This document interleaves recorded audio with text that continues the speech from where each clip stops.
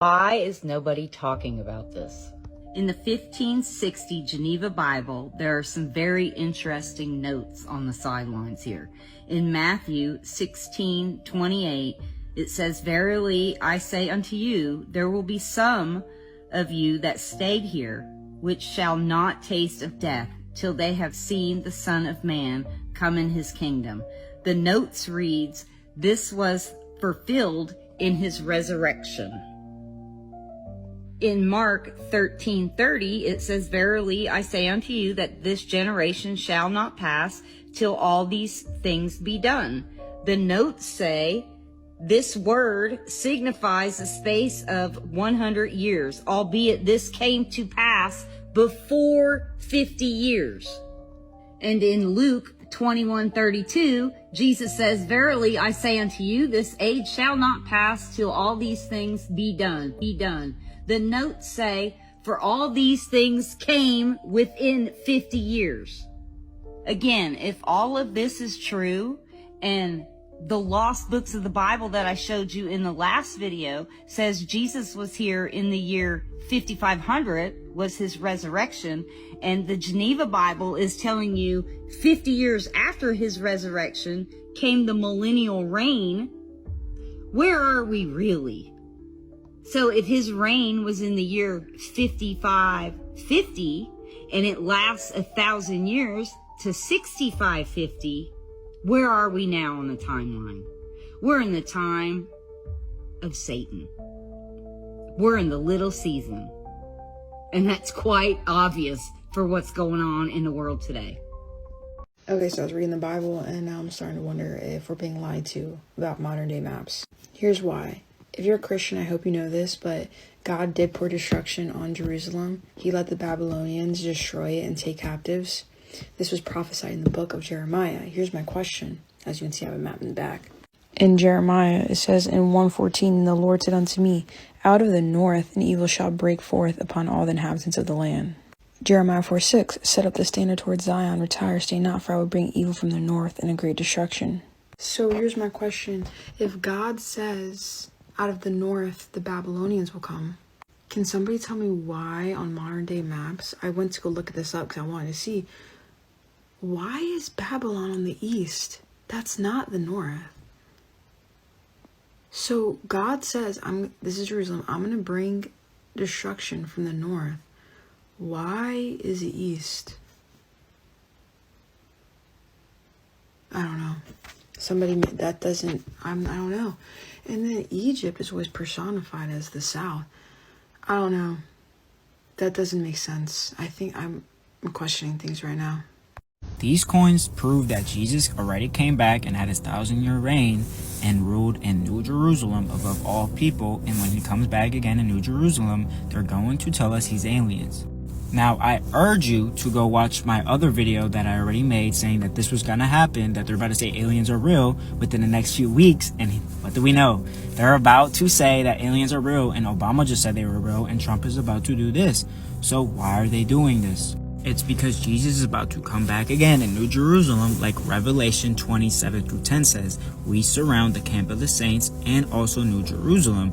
And if you look very closely at these coins, they're all from the times of Jesus, 1,000 years before this date.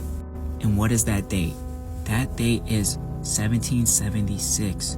So these coins, 1,000 years before 1776, were all telling us something about 1776. And we know these coins are from the 1,000 years of Jesus because when you look at the datings, they have the letter I in front of them, which stands for Jesus, which is Jesus in Latin and Greek.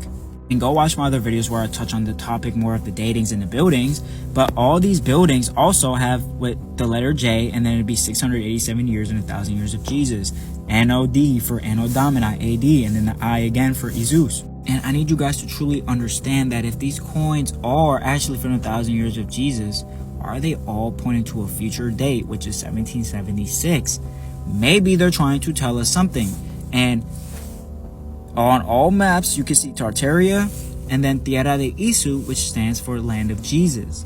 And I believe that the reason why the president wants Greenland, right, and it's just for whatever reason, it's because it's the closest continent to this land of Jesus. And in Revelation 27-10, it says, we surround the camp of the saints, but also surround the camp of, surround New Jerusalem. And if New Jerusalem is in the magnetic North Pole, you have to surround it with Greenland. And we see that the magnetic North Pole is shifting from Canada to Siberia. It says New Jerusalem and the camp of the saints will be surrounded by Gog and Magog. And historically, Gog and Magog is in the Caucasus region, which is modern-day Siberia. And the craziest part is not only biblically does Ezekiel tell us that the Caucasus/Siberia region today is Gog and Magog, but the Geneva Bible, which confirms Jesus came back, and you guys could read that, also confirms that Gog and Magog is the North, Asian and Russian area. As you can see, Gog and Magog are whom Josephus in the Antiquities of Jews confirms this, called Scythians, a very cruel people which came from Japheth, and that's the verse you can read from. And as you can see, it says that Gog is the prince or the ruler, and then Magog is the nation, and it is Caucasus or modern day Siberia. So essentially, they're going to be surrounding the North Pole, which we know is New Jerusalem and Jesus, which is why we have Northern Lights, which are God's throne room. It's in the North Pole, and now they have every continent that surrounds this. Okay, that's why they had to get rid of Tartaria. That is why they need Greenland. That is why they had to get rid of the descendants of the 1,000 years of Jesus and Russia. Okay, the Tsar family, the Romanovs. That was, go watch my other video on that, on the bells. That was people from the 1,000 years of Jesus. They had to get rid of all of those things so they can finally surround the camp of the saints. So when they tell us aliens are here, do not fight, do not do anything. Don't listen to them, okay? And also, I urge you guys to go watch my digital currency videos and my gold and silver videos, because I do believe that before this happens, they need to create a one world government and digital currency so that we can already be together, so that coming together for aliens it's not already absurd. It's already in a system, and it's very easy to do, because they wouldn't want to scramble everybody who's already divided and then make them come together right before the big battle. Okay, so please watch those other videos and understand that there's a sequence of things that happens before this happens. Hidden Land Part 1, The Untilted Earth. Previously, in my 5-part video series called Sphering the Flat Earth, I exposed the Earth-wide geodetic survey marking system as the foundation of the deceptive globe matrix constructed all around us, which triangulates flat Earth distances to produce a globe model and forces all connected geographic reference systems to render sphere model outputs. The architects of this matrix intentionally constructed it to hide land, and in order to do this, they had to also tilt the sphere to blind our perceptions of the realm. Ancient maps show us that the city of God, known as New Jerusalem and Zion, was central to this flat realm.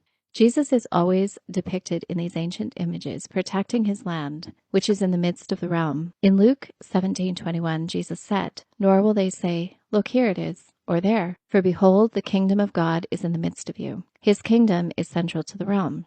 What we see now depicted in the globe matrix is a lie, taught intentionally to us as children. Most children will ask why it is tilted, and someone trained in teaching the lies will explain the axial tilt. The tilt sits at 23.5 degrees from the designated North Pole, and herein is the smoking gun. Ancient Pythagoreans worshipped celestial bodies and rebelled in their hearts against God and his perfect design. They rejected his throne as the center of the realm. They designed complex mathematical theorems to contort the flat earth into a ball to maintain a heliocentrist or sun-centered construct, and to hide the true center of the realm. However, God's design is perfect, and their instruments of deception aim to destabilize what God fixed on foundation. From Psalm 125:1, Isaiah 33:21, and Psalm 102:25, we are told that Zion will never be moved. If the Earth's so-called North Pole is at the 90-degree position, and we reduce the 23.5-degree tilt, we find ourselves at the 66.5-degree point, which is exactly the Arctic Circle. The deceiver's ace card in this situation is to tell us that the Arctic Circle was created by the tilt,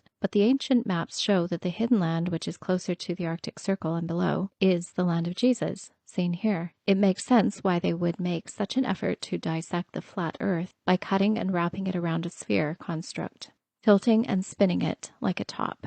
Others will say that the Mercator map of 1569 shows the North Pole central to the frame, and that it is also a magnetic pole. Yet, even according to Gerardus Mercator, the Rupus Nigra is not the magnetic pole. And furthermore, this is a theosophical occult depiction of the North, or what they refer to as Hyperborea. This location is not how Scripture defines the Promised Land, or Zion. Psalm 48:2 tells us, "Beautiful for situation, the joy of the whole earth is Mount Zion, on the sides of the north, the city of the great King." Hidden Land Part 2, Outside Admiralty Maritime Law, the Commercial Copyright Mapping of Maritime Treaty Territories. As a pretext to this discussion, consider the incorporation of the United States in 1871, which continues to masquerade as a civil government. This corporation, with many others, is headed by a president or CEO and holds thousands of subsidiaries who collaboratively manage a corporate economic capital or inventory portfolio. We will understand why lands appear on older maps are no longer printed on modern maps. The Terra di Esso, or Land of Jesus, and the land in the far north, or the Arctic, all appear as sea. The reason is that in the 16th and 17th centuries, commercial mapping began to influence mapmaking, laying the groundwork for mapping only what was considered economically viable or politically necessary, such as the trade routes or territorial claims. According to merchant commercial law, a 200 nautical mile maritime area beyond a nation's 12 nautical mile territorial sea was codified in 1982 by the United Nations Convention on the Law of the Sea. Trading posts were established throughout the 18th century, and commercial maps were in high demand because they required specific reflection of economic interests. Commercial treaties discontinued the practice of geographical mapping as the era of maritime admiralty commercial law pursuits rose to claim land rights, and treaties were formed to govern those lands under commercial law. Naval usage of maps seen under the British Admiralty's Hydrographic Office, established in 1795, charts began to be printed for the Navy in 1800. An authorized public sale of the maps were made available in 1821 for public commercial use. Admiralty charts were state-sanctioned only in the 19th century. In 1638, the Merchant's Map of Commerce was published in London, highlighting commercial information such as commodities, currency, rates of exchange for trade. In 1735, the Engravings Act impacted how maps and commercial charts were produced, extending copyright to maps. From the 1760s to present day, the systematic mapping of large territorial areas based entirely on formally negotiated commercial treaties became dominant. Between 1800 and 1812, under the British Admiralty's Hydrographic Office, maritime admiralty commercial charts began to be produced. The focus of commercial charts were essential for the navigation of maritime commercial law. Specialized surveys for commerce were conducted by the Royal Navy in the 1850s through the 1860s. By the 1870s, commercial interests around the world focus was on treaty maps for resource development. This practice specifically delineated land rights. The reason the Land of Jesus or the Promised Land is not visible on the maps, and why the modern maps show that the land was cut out of the frame and replaced by open sea, it all adds up that the Land of Jesus is not for sale. The King is on his throne where his people live in peace, and he is established forever. Mount Zion, the throne, will never be moved and is not subject under the jurisdiction of the merchant laws outside the gates. Not in the little season, not ever. So I finally got it framed. The Tentrio Novum Terrarum de Frito. Probably pronouncing that wrong, but it's okay.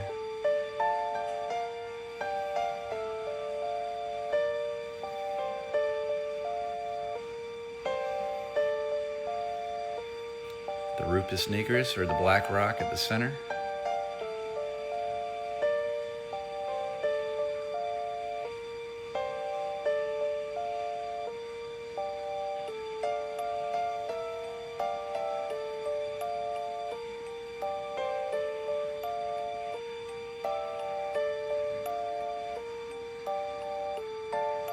Of course, the four rivers separate the world or the realm.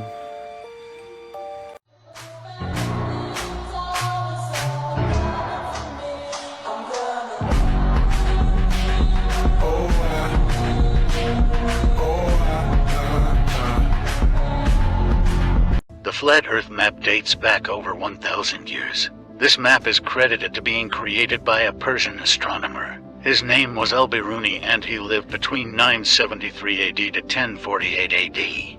It's the official map of the United Nations and also the United States Geological Survey. It used to be present in many places before the creation of NASA and the Antarctic Treaty in 1959. Here you see it with Admiral Byrd.